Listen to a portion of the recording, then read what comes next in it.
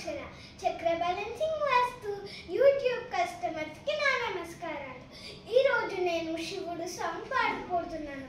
నందివాహన నాగభూషణ దూష దోషణ సవినాశన సృష్టికారణ నష్టహారణ తమోరజ సత్వగుణ విమోచన మాఘమాసమున కృష్ణపక్షమున చతుర్దశి నడి జామురాత్రి మహాలింగమే ఉద్భవించనట.